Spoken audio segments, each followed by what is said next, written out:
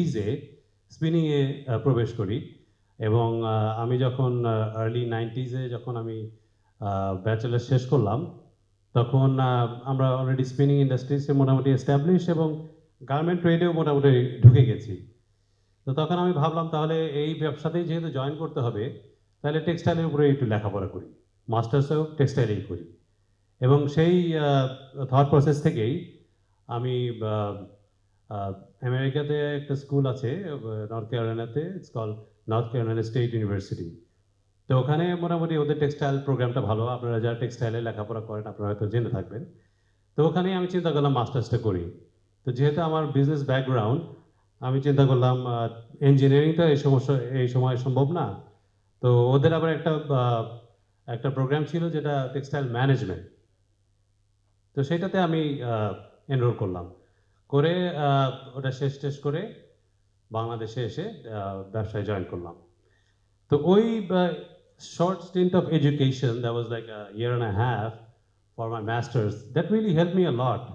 এবং প্রাতিষ্ঠানিক শিক্ষা, তখন তো বাংলাদেশে টেক্সটাইল ইঞ্জিনিয়ারিং পড়ে বা টেক্সটাইলের উপর লেখাপড়া করে যে টেক্সটাইল বিজনেসে ঢোকাটা এটা খুব একটা ছিল না, কারণ টেক্সটাইলে খুব একটা লেখাপড়া বাংলাদেশে হতো না। একটা মাত্র ইনস্টিটিউশন ছিল, সেখানে টেক্সটাইলের লেখাপড়া হতো এবং সেখান থেকে খুব লিমিটেড নাম্বার অফ গ্র্যাজুয়েটস বেরোতো। এবং আমি যখন আসি তখন আমার এই এডুকেশনটা আসলে বেশ একটা হেল্প করে আমাকে, ইনিশিয়াল স্টেজেসে আমাকে বেশ হেল্প করে। এবং প্রথমে যেহেতু আমাদের টেক্সটাইল ছিল, আমাদের গার্মেন্ট ছিল, তা আমি ভাবলাম ব্যাকওয়ার্ড লিঙ্কেজ ইন্ডাস্ট্রি, যে মিসিং লিঙ্কটা বিটুইন স্পিনিং এবং গার্মেন্ট, এখানে ফ্যাব্রিক আছে, ডাইং আছে, এই এলাকাতে আমাদের বোধহয় ইনভেস্ট করা উচিত, এখানে আমাদের বেশ সুবিধা হবে। এবং ওই সময়টাতেই সরকারের থেকে অনেকগুলো প্রণোদনা দেওয়া হলো এবং ব্যাকওয়ার্ড লিঙ্কেজ ইন্ডাস্ট্রিকে খুবই ইন্সপায়ার করা হলো এবং সেই সুযোগটা আমি গ্রহণ করি। আমার ইনিশিয়ালি ইয়ানডাইংয়ের একটা প্রজেক্ট আমি করি এবং ফ্যাব্রিকও আমরা করি। তো তখন আমার যেটা অবজারভেশন, তো আমার সামনে দিয়ে একটা সুবিধা আমি বলবো যে এই টেক্সটাইল ইন্ডাস্ট্রির এভলিউশনটা আমি মোটামুটি ফার্স্ট হ্যান্ড এক্সপিরিয়েন্স করতে পেরেছি। তো সেজন্য কিছু আমার এক্সপিরিয়েন্স আছে, কিছু অবজারভেশন আছে, যেটাই আমি আজকে মূলত আপনাদের সাথে শেয়ার করতে চাই। এবং শেয়ার করে এখান থেকে যদি আমি কোনো কথা আপনাদের ইন্সপায়ার করি তাহলে আমি মনে করবো আই এম মোর দ্যান সার্থক।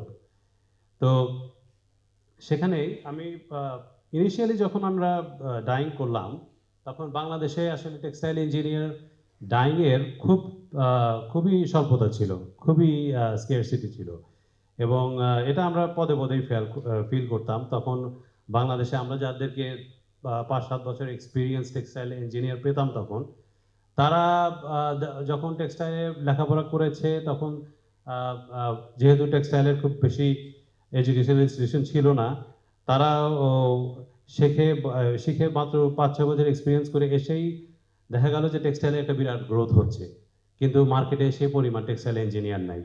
তো তখন ওই হার্ড স্কিল বলতে যেটা বোঝায় সেইটা তাদের ভিতরে ভালোই তাদের ভিতরে ছিল, কিন্তু তাদের number of personal was very very limited. তো তাদের ওই সীমিত সংখ্যক টেক্সটাইল ইঞ্জিনিয়ারকে নিয়ে তখন আমরা টানাটানি করতাম এবং ওইটাই আমাদের জন্য একটা বিরাট চ্যালেঞ্জ ছিল। এবং তখন কিন্তু আমরা দেখতাম যে হার্ড স্কিলসগুলো খুবই ইম্পর্টেন্ট, যা হার্ড স্কিলের এই টেকনিক্যাল নলেজ, যাও স্পেসিফিক নলেজ, এগুলোর থাকলেই আমরা অনেক মনে করতাম যে we have found the right person. যাই হোক, টেক্সটাইলের একটা ভালো গ্রোথ ছিল তখন। তখন আস্তে আস্তে ডাইং ফিনিশিংয়ের একটা ম্যাসিভ গ্রোথ আসে এবং বিজনেসেরও আমরা একটা বিশাল গ্রোথ দেখি। তো সেখান থেকে আপনার আস্তে আস্তে আমাদের গার্মেন্ট, টেক্সটাইল, স্পিনিং সবই আস্তে আস্তে বাড়তে থাকে। এবং ওভার দ্য ইয়ার্স ব্যবসা কিন্তু আপনার ধীরে ধীরে আরও চ্যালেঞ্জিং হতে থাকে। আপনার প্রণোদনা যেগুলো আমরা ইনিশিয়ালি পেতাম সেগুলো আস্তে আস্তে ফেজ আউট করা হয় এবং ওয়ার্ল্ড কম্পিটিশনে কিন্তু আমরা আরও সামনাসামনি হেড টু হেড কম্পিটিশনে চলে যাই। তো এবং অ্যাজ ইউজুয়াল যখনই আপনি কম্পিটিশন ফিল করবেন তখন আপনার এফিসিয়েন্সি, আপনার কস্ট কাটিং, এই এরিয়াসগুলো খুবই খুবই ইম্পর্টেন্ট হয়ে যায়।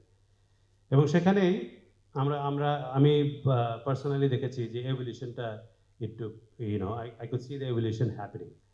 এবং the skill, only hard skill was not enough.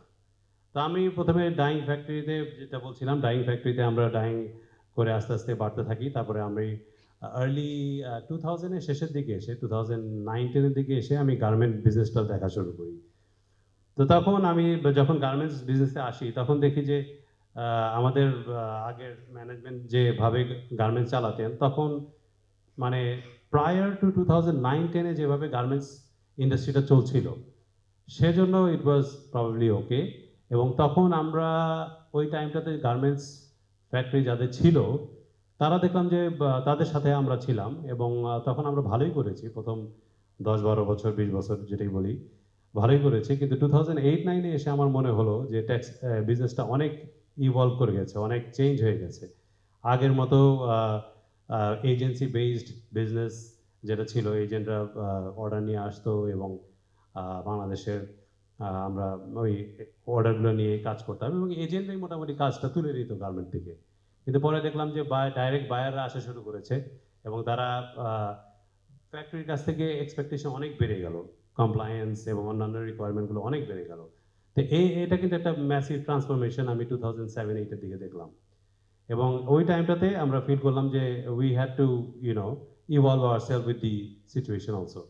এবং আল্লাহর রহমতে আমরা হয়তো কুরবানি গ্রুপ থেকে এটা করতে পেরেছিলাম বলে এখনো ব্যবসায় আছি। আমাদের ওই সময়কার যারা আমাদের সাথে ব্যবসা করতো, ভালোই ব্যবসা করতো, তাদের অনেকেই এখন আমি দেখি যে ব্যবসায় নেই। এবং ওই টাইমটাতে কিন্তু একটা নতুন generation of textile and garment industry আসলো, এবং ওরাই কিন্তু এখন মার্কেট লিডার। আমরা যদি বড় বড় যে নামগুলো শুনি, এরা কিন্তু দেখেন 2007 বা 2005-6 এর দিকে তাদের মেইনলি গ্রোথ স্পার্টটা চলে আসছে, এবং তারা তখনই এন্ট্রেন্ট ছিল। এবং তারা কিন্তু ঢোকার সময় বুঝতে পেরেছে যে সামনে চ্যালেঞ্জেসগুলো কী, এবং ওই চ্যালেঞ্জগুলোকেই কিন্তু তারা মাথায় রেখে ইনভেস্ট করেছে, এবং ব্যবসাটা ওখান থেকে গ্রো করেছে, এবং তারাই এখন ইন্ডাস্ট্রি লিডার্স। তা আমরা কিন্তু একটু পিছনের, আমরা 88-90-র দিকে আমরা গার্মেন্টস ব্যবসাটা শুরু করেছি, এবং আমরা ওই ট্রেডিশনাল অ্যাপ্রোচে ছিলাম। তো ট্রেডিশনাল অ্যাপ্রোচে যারা এই সামনের চ্যালেঞ্জটা বুঝতে পেরেছে, তারা ট্রান্সফর্ম করে এই পরের চ্যালেঞ্জটার মোকাবেলা করার মতো সক্ষমতাটা গেইন করতে পেরেছে। কিন্তু যারা পারে নাই, তারা কিন্তু আস্তে আস্তে মার্কেট থেকে ফেজ আউট হয়ে গেছে। তো ইট ওয়াজ এ চ্যালেঞ্জিং। আমাকে যেটা ফেস করতে হয়েছে তখন, আমাকে কিন্তু ট্রান্সফরমেশনটা ম্যাসিভলি ফেস করতে হয়েছে। এই আগে ট্রেডিশন যেটা আমাদের ইন্ডাস্ট্রিতে ছিল, সেই ট্রেডিশনাল একজন ম্যানুফ্যাকচারার যেটা আমরা ছিলাম, সেখান থেকে ট্রান্সফর্ম করে নতুন চ্যালেঞ্জগুলো নিয়ে সেখানে একটা গ্রোথের ভিতরে আসা, সেই চ্যালেঞ্জটা আমাকে মোটামুটি এক্সপিরিয়েন্স করতে হয়েছে। তখন আমি দেখেছি যে টেক্সটাইল ইঞ্জিনিয়ার বা যারা আপনার টেক্সটাইল প্রফেশনাল ছিল, তাদের কাছ থেকেও আমাদের এক্সপেকটেশন অনেক চেঞ্জ হয়ে গেছে। দেখা গেছে তখন তাদের শুধু হার্ড স্কিলস যেটা আছে, সেটাতেই আমরা হয়তো তখন স্যাটিসফাইড ছিলাম। কিন্তু এখন এই টেক্সটাইল ইঞ্জিনিয়ারদের কাছে আমাদের এক্সপেকটেশন আরও বেড়ে গেছে, যারা টেক্সটাইল প্রফেশনাল ছিল। আগে দেখা যেত আমরা শুধু ডাইং যারা করবে, তারা টেক্সটাইল ইঞ্জিনিয়ার হলেই আমরা খুশি থাকতাম, বা ওটা দিয়ে আমরা চালানোর চেষ্টা করতাম। কিন্তু পরে দেখলাম যে না, অন্যান্য যে এরিয়াগুলো আছে, ইভেন মার্চেন্ডাইজিং তো বটেই, ইভেন কমার্শিয়াল, এই সমস্ত এরিয়াতেও টেক্সটাইলের যে কিছু বেসিক নলেজ, সেগুলো যদি না থাকে, তখন তাদের অপারেট করা অনেক ডিফিকাল্ট হয়। এবং এবং এই কাজগুলোতে কিন্তু textile is not the prime requirement. Textile is one of the area of knowledge or skill that is required. You also need other skills meaning the soft skills. এই সফট স্কিলসগুলো কি, সেটা হলো আপনার ধরেন communication, interpersonal communication, analytical interpersonal skills, interdepartmental relationship, team work, এই জিনিসগুলো কিন্তু খুব ইম্পর্টেন্ট হতে থাকে আস্তে আস্তে।